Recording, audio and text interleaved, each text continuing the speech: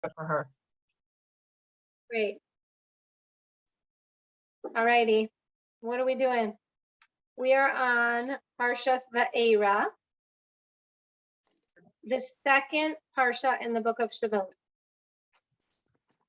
So, who can read highlights?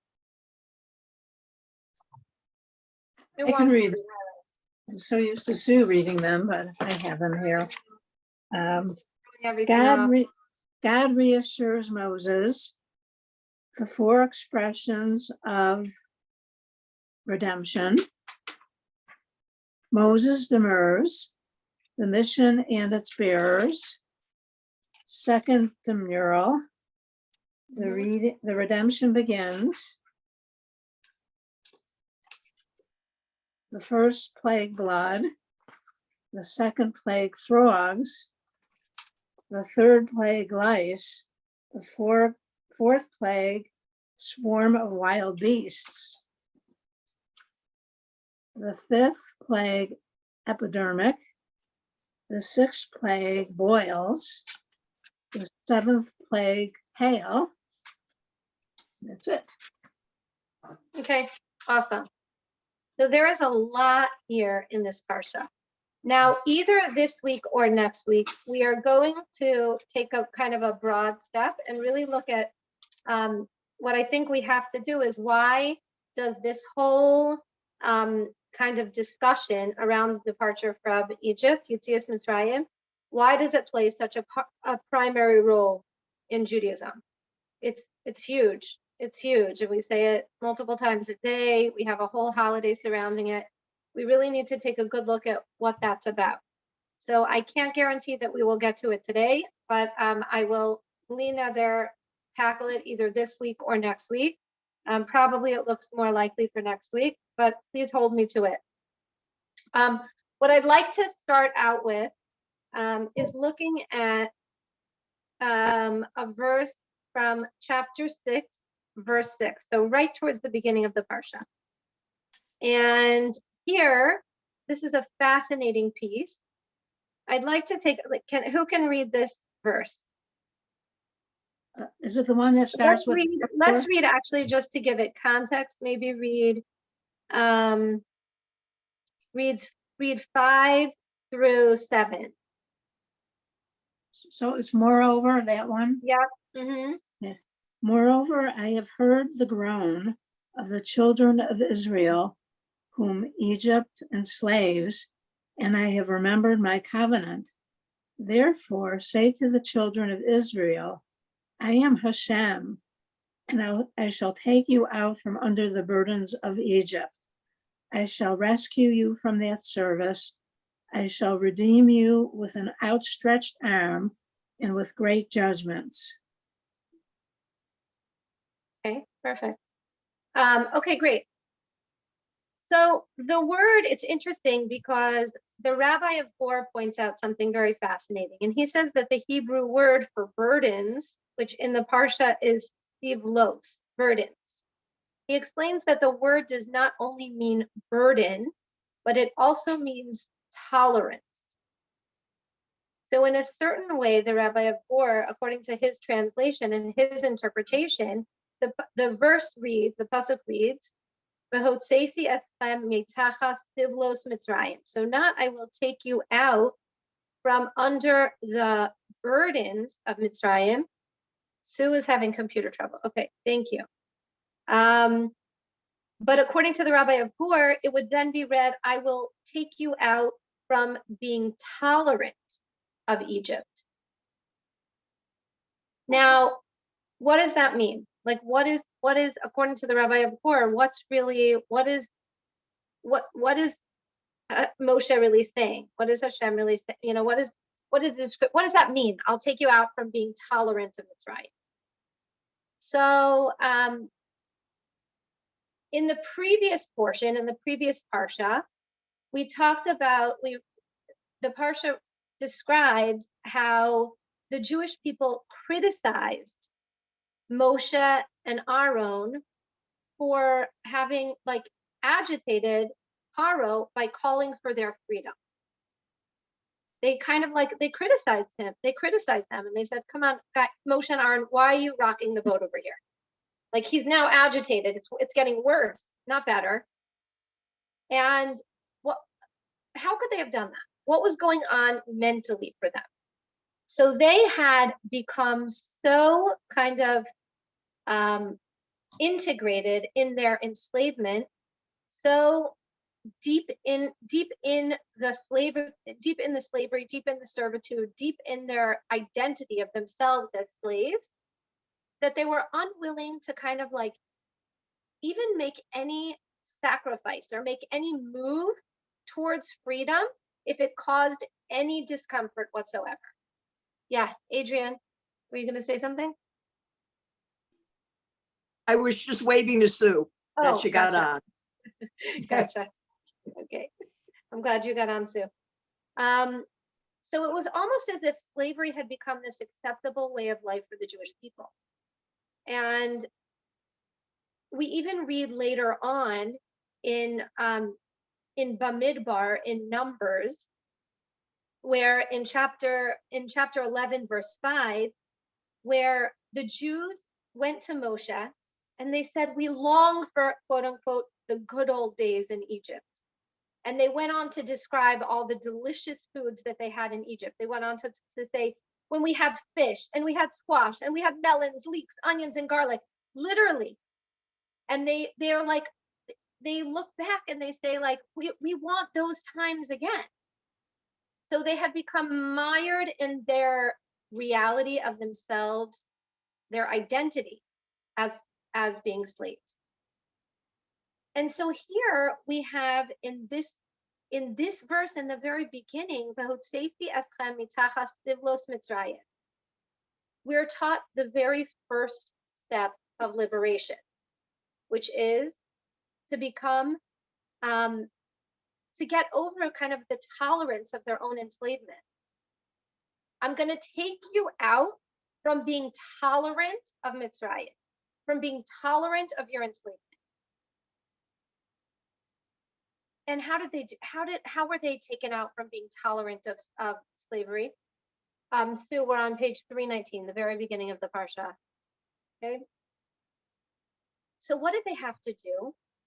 They had to develop a deep respect for freedom because they had been living as slaves. They almost didn't even know what it meant to be free.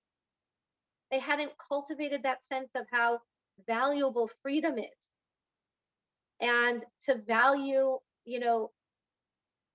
freedom even over physical gratification, like longing for those things that they had in Egypt. They may have had those things, but nonetheless, they were enslaved. So here the Parsha was saying the first step of liberating the Jewish people from Mitzrayim was to get over their tolerance of their servitude, to get over the fact that they were comfortable with their identity as being slaves. And it ended up being a very significant step for them, because this was, in a certain way, the Jewish people were not even aware of what they were lacking.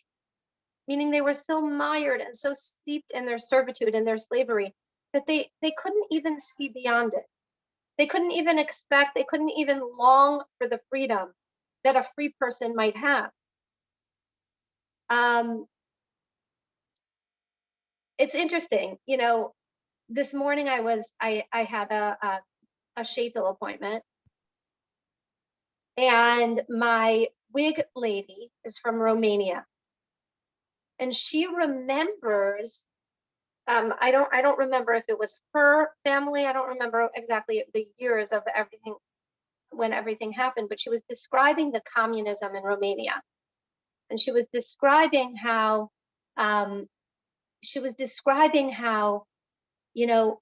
They would wait for hours and hours to get bread and a portion of meat and milk in this long line in communist Romania. And she said, and I hear young people now longing for communism or longing for, in certain, and she said, they can't have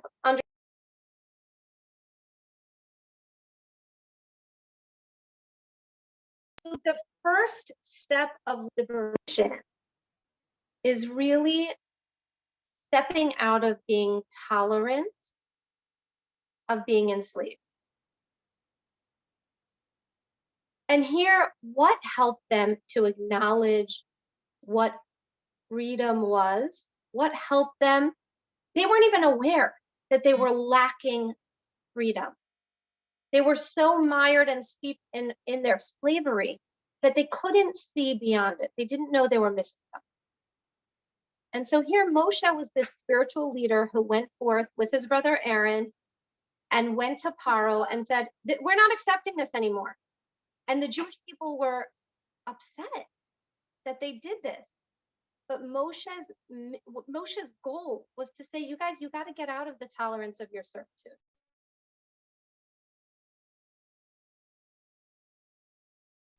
It's called freedom. It's called liberation. It's called being free to serve God.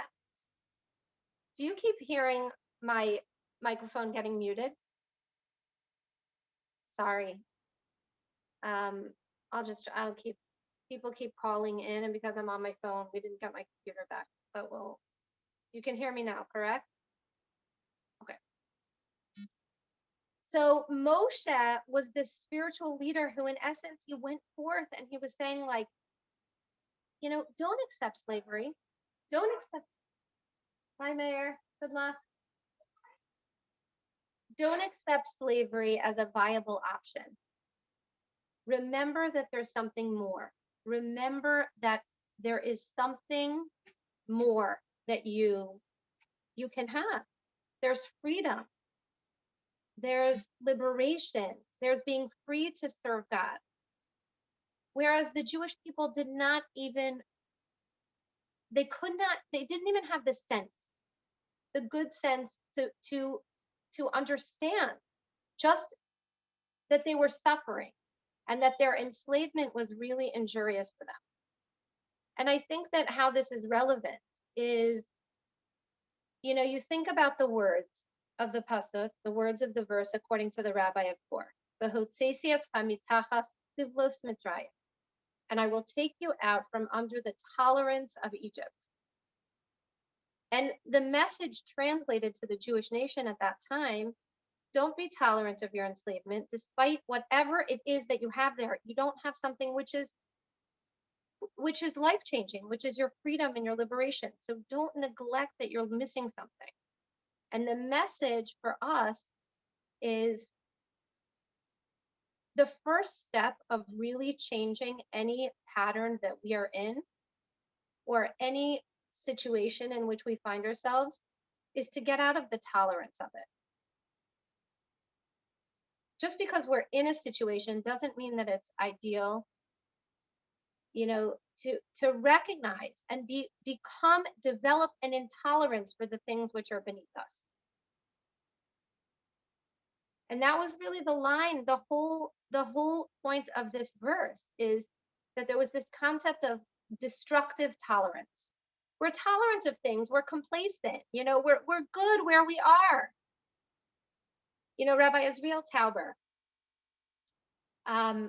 when he was talking about the Jewish people leaving Egypt, and this is getting a little bit broader, but it's very relevant here. When Rabbi Israel Tauber was talking about the Jewish people leaving Egypt, he said that right as they were leaving, we have to really understand where they were, because if we want to really imagine ourselves on Seder night, right, on Passover, which I know we're far from, but we're going through the relevant portions in the Torah now. So on Seder night, when we're really reliving the experience of leaving Egypt, the Haggadah tells us as follows. The Haggadah tells us, Chayav Adam leros es atzmo ki'ilu hu yatsa miMitzrayim, that each person is obligated to feel as if they themselves had left Egypt. So Rabbi Tauber asks, how are we supposed to feel that? How are we supposed to imagine ourselves as if we had left Egypt? And he said, the same place as if you're going from point A to point B, what's the first place? You put it in your GPS. The point A is where you are now. Even if you've identified where you want to get to, you have to understand and know where you are now so that you can get to that next place, right? You can't, the GPS won't calculate where you're going unless it has your current location. So Rabbi Israel Tauber said, so the first thing that we have to do if we are obligated to view ourselves as if we are leaving Egypt, the first thing is we have to identify what is that Egypt? What is the location there? And he said that as the Jews were leaving Egypt, they were on the 49th level of impurity. They were not doing so great spiritually. They were in a really rotten place spiritually. And he said, let's imagine what that means. Right there, 49th level of impurity. They were about to leave, not doing so hot. He said, let's imagine ourselves as if we were, let's imagine ourselves as if we were up on a ledge of a 50-story building. And we were, for whatever reason, we were on a porch on this 50-story building and they didn't have a fence around the porch. How would we feel? Probably petrified, right? Like even if you're not by the ledge, but you're there and there's nothing, you're close to that ledge. That's scary. And you go down another 10 floors. You're on the 40th floor now, and you're really closer to the edge. And there's still no boundary. There's no gate. There's no fence. It's terrifying. And then you go down to the 30th. And at this point, you're on the ledge. You're standing there on the ledge. Still, you're scared. 20th floor, 10th floor, even to the first floor, standing on that ledge. And you're standing there and you're looking out and you're scared because nobody wants to fall down. But then you get down to ground level. Now you're standing on a table. And you've gone from the 49th story now to standing where you are petrified to the 30th, 20th, 10th, first. Now you're on a table. And when you're finally on a table, you can start to breathe a sigh of relief. Oh, I made it down. And finally, when you get down from that table, you jump. I'm not talking about tabletop dancing. Sorry. Okay, this is not where we're going. But now we're on the floor. So when you get to the floor, you feel a sense of complacency. You feel a sense of safety, as if, I'm fine. I'm finally down. I've arrived. I feel fine. And Rabbi Israel Tauber said that's where they were. That was the 49th level. They felt completely fine. They felt totally complacent, like they didn't need to get out of slavery. They didn't need to grow spiritually. They just were mired in complacency. And this step, this first lesson that we talked about is destructive tolerance. That what we are being taught here is not just that Hashem was going to take us out of the burdens of the Egyptians, but to take ourselves out of the tolerance, meaning not to feel complacent, that we have to build up in ourselves an intolerance for the things that are beneath us. And that was really one of the pivotal lessons of leaving Egypt. That when we think about, Seder night, you're all obligated to imagine yourself as if you had been there. Where were we? We were steeped in complacency. And every day we remember that experience of leaving that space, leaving that location, going from point A to point B, getting out of complacency. That's life as a Jew. Life as a Jew is by definition non-complacent. It's by definition focused on moving in a positive direction. Okay, so that's the first lesson. We call it destructive tolerance. Next, we are going to, next we are going a few verses further. Any questions before we move on? No? Okay. Let's go a few verses further to verse 13.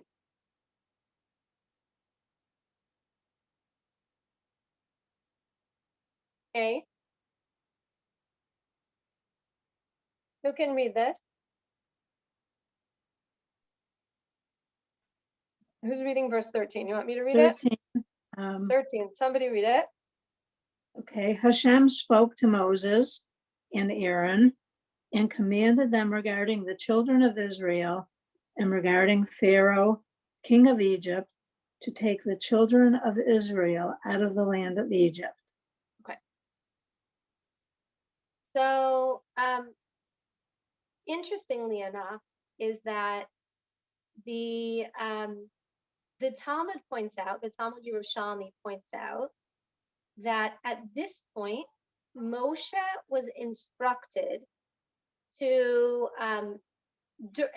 during the servitude in Mitzrayim, at this point, Moshe was instructed to tell the Jewish people that once they are established in their land, that they must observe the mitzvah of freeing slaves.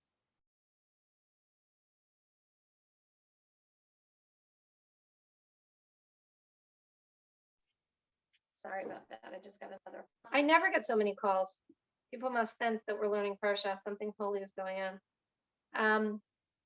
So while they were still in servitude, the Talmud points out that while they were still there, Moshe was instructed to tell them that once they got to the Holy Land, you are obligated to keep the mitzvah of freeing slaves, like it talks about in the Talmud and in Talmud in the Talmud Yerushalmi. Now, why was this? What was the reason for this? Why were they instructed about the mitzvah of freeing slaves while they themselves were still slaves? What do you think? Like, one would think, okay, we ourselves are slaves now. Why are you telling us that when we get to the Holy Land, we have to fulfill the mitzvah of freeing slaves? What sense, it seems to be nonsensical. They themselves were still slaves. And were there slaves in the Holy Land? There were slaves. Who were the slaves in the a Holy series Land? of laws of different laws about having slaves, Jewish slaves and non-Jewish slaves. And there was also a mitzvah, a halacha, to free them at a certain point. So if they had to conquer people of Israel in order to become residents there, so they wouldn't take slaves from the people they conquered. Okay, interesting. So they wouldn't take people from Mitzrayim with them as they were on their way out in order to be slaves. Okay, what else? Any other thoughts? Any other ideas? So it's interesting because, as we've mentioned, there are so many times that the Torah reminds us to remember that we ourselves were slaves in Egypt. And, you know, as we've spoken about, we have to remember that we were slaves, to remember our bondage, that we were slaves there every single day. Why? Why do we have to remember this every single day? There's many reasons, and some of those reasons we'll come back to next week and talk about this, in bigger picture. But as a Jew, it's a primary foundation in our faith to remember our bondage there, to remember that we ourselves were slaves. On kind of the other side, or another foundational premise in the Torah, is the concept of gemilut chasadim, of being kind, of giving. How does one go about engaging in gemilut chasadim? What's the kind of necessary foundational emotional or mental element that needs to be present before somebody can be kind to another? You have to be kind to yourself. Okay, that's a piece, being kind to ourselves. What else? You have to treat people equally. And I think that's part of the slavery. People that are different than you, don't treat them inferior or as slaves. Pretty good. So equality, treating people fairly. What else? Any other thoughts? So I think a basic premise in kindness to others is having sensitivity to others' needs. One is not going, Adrian, were you going to say something? Having empathy. Empathy, right? Empathy. Really having empathy for what someone else is going through. And put yourself and walk in someone else's shoes. I mean, you hear that all the time. Being able to kind of really empathize, know where another person is coming from, know what someone else is going through, and then therefore being sensitive to their needs. And it conjures up in us kind of a desire, a longing to give. There was a rabbi once who, it's an interesting space that he chose to do this, but he would wait until the tail end of Yom Kippur to make an appeal for the needy in his congregation. And even though it was kind of close to the pinnacle, like the climactic moments of Yom Kippur, every year, without fail, he would make an appeal for the needy congregants right at this time, right as Yom Kippur was kind of ebbing away.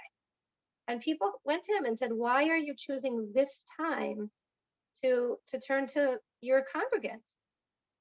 And he said, very simply, he said, at this time, my congregants can feel what it is to be hungry.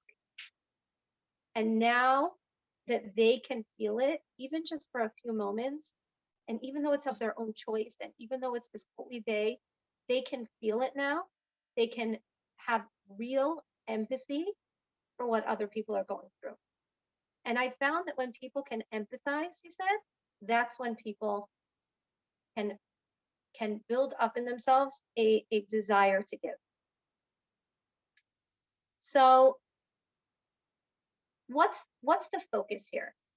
The focus here is Moshe Rabbeinu, the Talmud was sharing with us that when Moshe went to the Jewish people while they were slaves and said, you now will, just remember, guys, that when you go into the Holy Land and you have slaves yourselves, you are going to be held responsible for observing the mitzvah of emancipating slaves, meaning there you might not want to. But what I'm telling you, what I'm sharing with you is an integral lesson that if you want to be able to give, you have to experience and feel a semblance of what the other is going through. And that's why he shared it with them right there in the moment. That's what they were going through. They were going through servitude. So right there from that vantage point, just remember, hold on to this. You've been through this. And that is a integral piece for all of us to cling onto when it comes to our own giving, is being able to kind of latch on to an experience that someone else is having that resonates with something that we went through, and let it conjure up in us a sense of wanting to give. So really pulling from our own experience, from our own sense of anguish, of stress, of whatever it is, from those moments of anguish and stress, Moshe is saying, like, don't just be mired in your own anguish and your own discomfort, your own distress. But in those moments when you are in discomfort and stress, in those moments also look to give. Because in those moments, from those moments, that's when you can really have real empathy. And sometimes those moments of giving, from the moments when we are ourselves experiencing anguish, can be the exact medicine that will help us get out of our own stuff. That can be it sometimes. Not on an island, but it can be a big, big piece that helps us to move on, to get through it. Okay. So that lesson is called, let's call it sensitivity to others. Okay, now we're going to the last lesson, and this I find very fascinating. And I think I've shared different elements of this, and it comes up every single year as we read the story of the Jews leaving Egypt, as we leave, as we read the story, as we go back through the story, and I feel constantly surprised by this each time I reread the story. So let's go turn to chapter 8. We're going to read verses 24 and 28. So we are going to go, okay. We are on page 333. Can someone read, please, verses 24, and then let's go ahead and skip to 20. Who's reading? Pharaoh said, I will send you, and you shall bring offerings to Hashem, your God, in the wilderness. Only do not go far off. Entreat for me. Okay, Then let's what? go down to chapter 2, verse 28.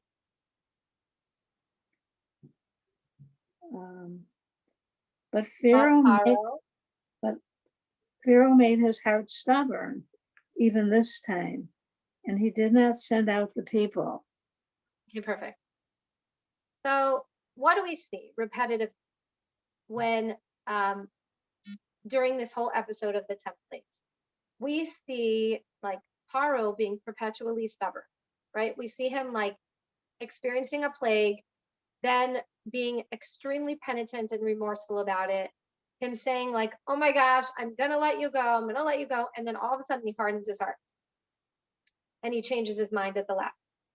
And we see this time and time and time again. So, you know, he keeps, it's almost like as you read the story, you want to believe him because some of the ways that he describes, you know, I'm going to let you at this time, I really mean it. Like, you know, he even said at one point, he said, I have sinned against, in chapter 10, verses 16 and 17, he said, I have sinned against God and against you. And now I pray of you, forgive my sin just this once and entreat God that he may take away from me only this death. So like, it's almost as if he was, you know, you really believe him in a certain way. You know, he's really expressing, okay, this time I mean it. Now I'm really going to do it. Now I'm really going to let you go. But this remorse is no greater, it has no greater substance than it did previously. He repeatedly kind of like, it was just words. It was just words. And how dumb could Paro have been to have perpetually seen the plague coming? Perpetually said, okay, I got it this time, learn my lesson, and then change his mind until another one comes and another one comes and it gets harsher and harsher and harsher and harsher. Like, you know, the first one should have been enough. I mean, the water turned to blood. Why wasn't that enough? Why didn't he get it? And then again and again, how dumb could he have been? So certainly none of us could identify with what Paro is going through, or what, you know, what Paro's decisions are, because it seems like he's just, right? I mean, can anyone identify with him? I can't. He seems like he's really being just totally dimwitted. Like, get it through your thick skull already, right? Don't you want to just shake him and say like, not, you know, get it already? So none of us can really identify with him. However, anyone, and you'll see where I'm going with this, anyone who has had any experience, this is from Rabbi Dr. Abraham Twersky, I thought it was so fascinating and so relevant for all of us, and you'll see how in a minute. Anyone who has any experience in working with addicts, with alcoholics, really have no trouble understanding Paro, have no trouble seeing and really understanding his decisions. Because alcohol, drugs, whatever it is, they cause some type of disaster, you know, especially when someone is drinking heavily. It can be, you know, any form of like disaster, hospitalization, pancreatitis, pancreatic failure, you know, liver damage, losing a job, spouse leaving them, you know, children taken away. I mean, you name it, it can lead to any number of disasters for an alcoholic. And at which point the alcoholic promises with absolute conviction, I got it this time. I learned my lesson. I will never touch another sip of alcohol in my life because the consequences have been too great. I absolutely won't touch it. And then what inevitably happens? Inevitably, the alcoholic goes back to it again and again and again, even after the promise of steering clear of it, of recognizing the disasters that happened in his life as a result, as a direct result of drinking. So Paro's behavior was not unique. It just was like he was acting like an addict. He was acting like an alcoholic. And in working with the alcoholic, what's going on? What's going on in the alcoholic's mind? Okay, and I'll see how this is relevant to all of us in just a minute. So the therapist that is working with the alcoholic is aware of several kinds of emotional realities that are going on for the alcoholic that will lead them to once again say, I'm done, and then to go back to it. So there's a few things. Number one is denial. Like, it wasn't really the drinking that led me to that terrible disaster. It was other things. Our marriage was falling apart anyway. Like, I've always really struggled with parenting, whatever, like I didn't like my job anyway. Denial, that's number one.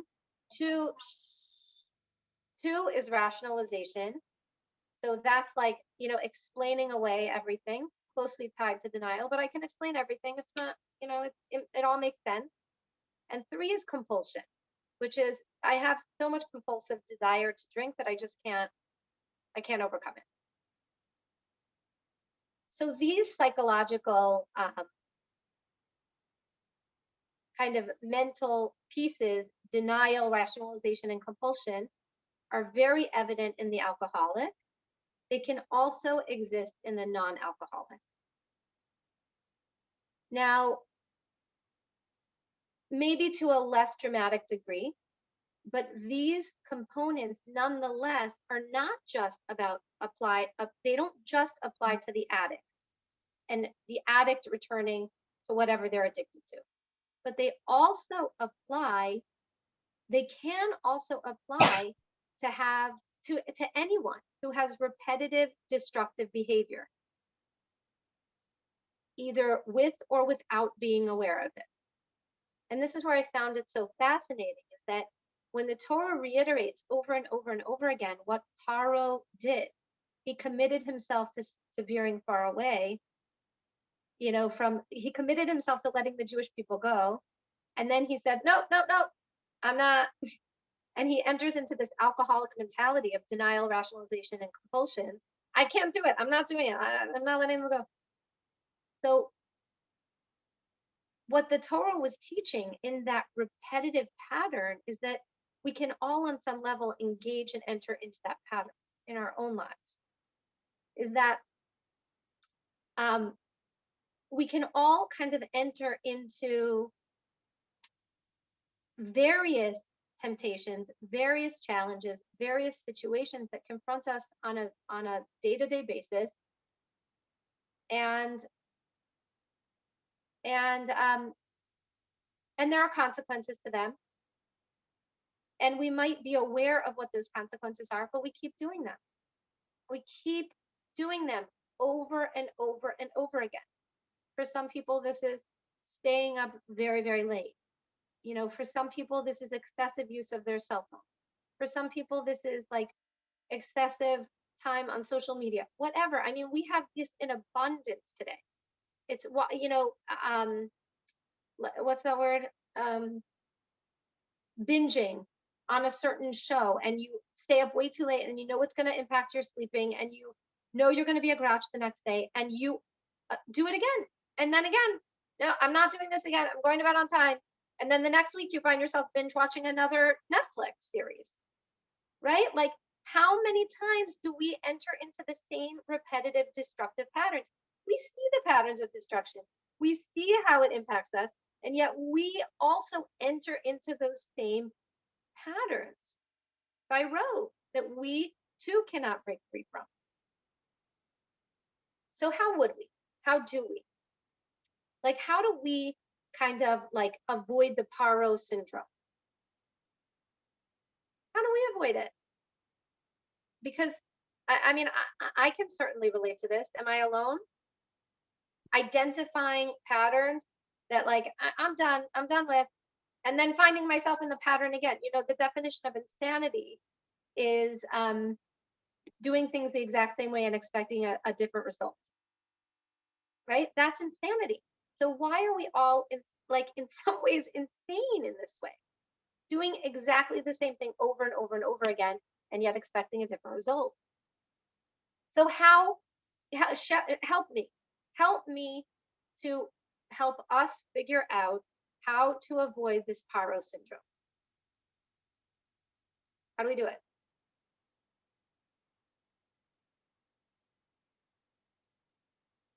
Turn our phone off. Okay. So I mean, that's one way to do it, you know. Forever? Turn our phone off forever? What? Well, no. Maybe Adrian has a better. What? Maybe Adrian No, has I a mean, better I like what idea. you said too. Let's just make it, you know, like. Yeah, like turn it off for 2 hours as a Okay. start. Okay. So making that more general, you're Yeah. going to say a resolution that addresses the destructive pattern to enable you to break free of that destructive pattern. Yeah, Yeah. Adrian. Well, to come up with a behavior like, for example, with Lashon Hara, if you decide that if you feel the desire for it to come out of your mouth, you take a deep breath to find some sort of behavior that will cause you to pause and reconsider so that you don't go into it without thinking. Okay. So an alternative kind of pause that will cause a person to regroup, take a different direction, and look at it from a different angle. Okay, Yeah. before acting. Good. What else? I think Adrian was saying that you have to have a recognition of what the problem is before you can go Yes, go for forward sure. with it. So if you Okay. don't recognize what the issue is, you can't Okay. commit to changing it. So how do we recognize it? Is it just like, you know, kind of self-motivated recognition? You tell me, in your own lives, have you always recognized your own destructive patterns, your own Paro syndromes? So, okay. So how would Maybe we your recognize family it? recognizes it. Okay, family recognizes it. Adrian, what were you going to say? Well, you can, if that is your goal, you can write it down. What you want to work on for a Okay. particular week or a Good. particular day. Okay, Or so write about what you want to work on, but how would you even be, you know, that's already assuming that we know where our Paro syndrome is. most We are- most people do. Okay, good. Most people do because of their own self-awareness, or because of what Sue said, that other people will educate them, or will Both. I think it's a combination of both. okay, good. We'll offer them that feedback. What else? Are there any other ways to identify our own Paro syndrome and to work on them? Well, you can't rationalize, like you have to accept it, like an alcoholic that doesn't Good. affect an alcohol. So you have to accept it. Good. I love that. Good. What else? Anything else? So, so you guys have really come up with some amazing ideas. You've spoken about being aware of it. That was the first step. Creating a behavior that will give us or a moment that will give us a pause before we get there. Taking a concrete step that will allow us to break free of these destructive patterns. And I think, you know, going back to the awareness is that, you know, sometimes seeking input from a mentor, a rabbi, a rebbitzin, a valued, wise friend who could, you know, say like, yeah, I really feel like this is unhealthy for you. I really feel like maybe there is something more. Maybe this is a destructive pattern that you need to look at. And being open to the possibility that we have a destructive pattern, and that then creating some kind of behavioral goal that would address it. Laura. Um, Oh, I'm yeah. sorry.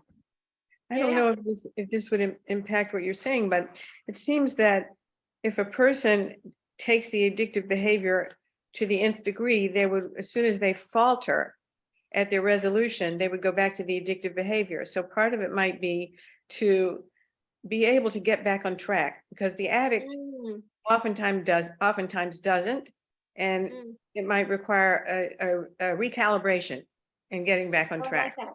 So you're saying to acknowledge that in the behavioral reset, that there are inevitably going to be moments of failure, just like Yes, because if you the don't acknowledge alcoholic. that, then you set yourself up to fail by expecting perfection when you can't achieve it.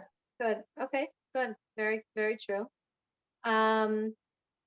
So to set a reasonable, then let's even make it more, set a reasonable goal towards this destructive pattern, and acknowledge that there might be failures and setbacks on the way, and to give ourselves permission to fail, and then to get back up. Mom, good point. Um,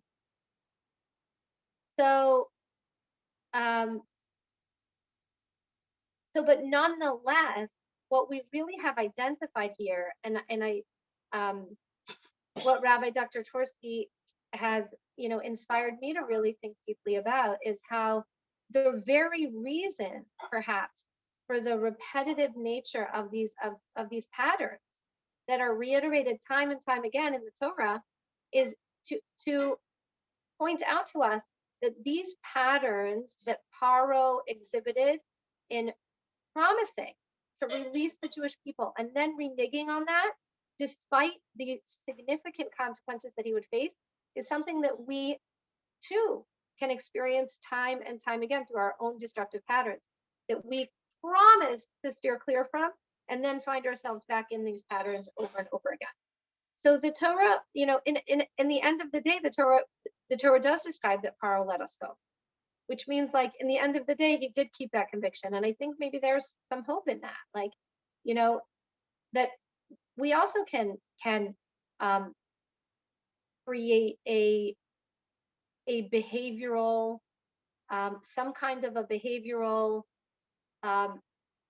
guard that would help us to steer clear from the destructive patterns in which we find ourselves, and to stick to it, even if it takes, as Paro did, 10 times, 20 times, over and over again, as my mom said, it might take some time, but that the possibility is there to break from these patterns. And so I think what you said in the very beginning is, I don't know, turn off your phone, right? So like you were, that was a dramatic way of saying, like, yeah, here is a perfect example of something that the vast majority of our generation is creating and cultivating as a destructive pattern. And so perhaps the response is not a carte blanche, as we've talked about in the past. If you want to make any change, it has to be small and incremental, not just shut off the phone, but maybe leave the phone outside of the bedroom, whatever. Everyone has a different thing, turn it off between the hours of 4 and 9, whatever. Everybody has a different situation in life. The news is not serving me, reading different news, or not, whatever it is that everyone, can, and this is not the only destructive pattern in which we experience ourselves. There's lots. This is just one. But perhaps this is going to be your homework. Okay, this will be your homework, is that to identify a pattern in which you are exhibiting a Paro syndrome, and to try to come up with some behavioral step that will be small enough to be achievable, and you can identify that there may be some failures as you go through it, and that yet will help you veer farther from this destructive pattern, so that you're not mired in it forever. Okay, so that's going to be your homework. I'm not going to review that lesson, but I'll just quickly review the others. Destructive tolerance, where the verse says, I'm going to bring you out from under the tolerance of the Egyptians, meaning the Jews themselves were not even aware that they were so tolerant of their position as slaves. They weren't even aware how much they were lacking, which was, of course, freedom. They were sitting from a vantage point of complacency. And as a Jew, what Moshe was, what we are being taught here is that we have to develop an intolerance to things which lead us away from our spiritual goals. And intolerance is not a popular word today, but if there's a place for it to be used, it's to be used towards things that are taking us away from our spiritual goals. And to steer clear from complacency, as we spoke about. That's where the Jews were in Mitzrayim. They were on that 49th level of impurity. They had hit bottom. They were fine. They were good. And every day we remember, you were Jews in Egypt and you left there. You left that space of complacency. You got out of there. That's what it means to be a Jew, is to be constantly moving in a positive direction. Secondly, we talked about sensitivity to others. We talked about how when Hashem told Moshe and Aaron to speak to the Jewish nation from within Egypt when they were in the midst of enslavement, and say, guys, just remember, when you get to the Holy Land, you also have to keep the mitzvah of liberating slaves. And the reason that he told us there, even though we were still ourselves slaves, is to reiterate the point that that when we experience something, that from that place of experiencing it, we can conjure up feelings of empathy and give to another from that place. And that's really what he was sharing, is that if you want to give to another from your positions of anguish or distress, from that place is sometimes the greatest place to be able to give, to look outwards, to develop and cultivate empathy towards other people from what you yourselves have experienced. And you have your homework. We talked about the Paro syndrome of over and over again, kind of finding ourselves in these destructive patterns and through these destructive patterns. And your homework is to identify where your Paro syndrome is, or one area where you have a Paro syndrome and keep finding yourselves in those destructive patterns, and to come up with one little behavioral step that will help you to navigate away from those destructive patterns. So do that on Shabbos, do that whatever, live, yes, Julie. I'm so sorry. I ended up on a call with the school for a long time during that. So Happens. I kind of missed that I was waiting for. Otherwise, I would have let it go to voicemail. Totally. I kind of missed what the Here. Paro syndrome is. I'm kind of picking up from pieces here, and I missed Yeah. a lot of it, but I at least want to know what the homework is so I could be thinking. So could you Yeah. just take 1 minute to explain the Paro syndrome again? Absolutely. Thank you. So the Paro syndrome was when, as we read through the 10 plagues, so Paro was kind of perpetually throughout them, kept saying, okay, I'll let the people go. Like, this time I got the message. I'll let them go. And then after the plagues subsided, that Hashem made the plagues subside because he had said that, by Adrian, because he had said that he would let them go. So right away, then Paro said, no, harden his heart. And he said, nope, actually, I'm not letting you go. Sorry. And this happened over and over and over and over again. So it's very hard from our vantage point to put ourselves in the mentality that Paro had. Like, we think he's just a dimwit. Like, wouldn't you get the message already, guy? Like, these plagues keep getting harder and harder and harder. Why aren't you getting the message? And Rabbi Dr. Abraham Tversky says that if a person is working with an alcoholic, they understand this exactly. Because that's the pattern of the addict. The pattern of the addict or the alcoholic is such that alcohol causes consequences, sometimes more mild, sometimes much graver. And the alcoholic is able to call on three kind of patterns that will that they call on in order to, and then they say like, it's not so bad. Denial, rationalization, and compulsion. And those things keep bringing the alcoholic back towards the alcohol. And so there's this perpetual kind of connection or going back to these destructive patterns as an addict, but not just as an addict, for all of us. Meaning for all of us, we all have destructive patterns. We all have a paro syndrome where we have destructive patterns, whether it's like, like staying up late at night or binge watching, Netflix series when we know we should be sleeping, or whatever the distracted patterns are, or like being on our phone too long, or social media too long, or blah, blah, blah. Like all these things are destructive patterns that we identify over and over and over again, but yet we find ourselves back in there again. So that's the paro syndrome. I'm stopping this time. I'm letting it go. But then we find ourselves there again. So the paro syndrome is finding ourselves there again. And then how do we finally break free of that paro syndrome, which Paro eventually did. He eventually did get the message and let us out, which is a sign of hope. Like eventually we can too break free of our destructive patterns. But it's with, people here gave the suggestions, really coming up with some kind of like small behavioral pattern that that would give us pause and help us steer clear of those destructive patterns to ultimately like break free of it altogether. And it may take 1 time, 2 times, 3 times, 4 times, 10 times, 20 times, as it did with Paro to get there. But eventually we can break free of that Paro syndrome. So we're that's supposed to the- identify one or a So list? 'Cause I got a Paro list. the homework is to identify where your part. What did you say? Yeah.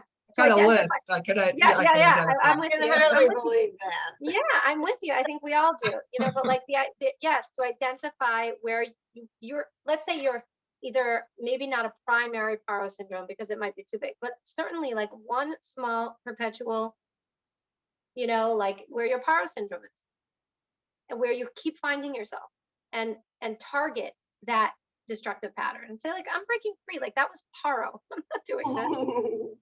That's so funny. Okay. I like it. I like that theory, like just to kind of name it something Yeah. Yeah. like Yeah. Paro. Yeah, You know what I right. mean? Like that's I'm gonna think of that. So Yeah. yeah, thanks. Great. You're welcome. Looking forward to seeing you on Tuesday. Yay! Yeah, Oh my gosh, I'm excited. I'm really Yeah. That'd excited. be great.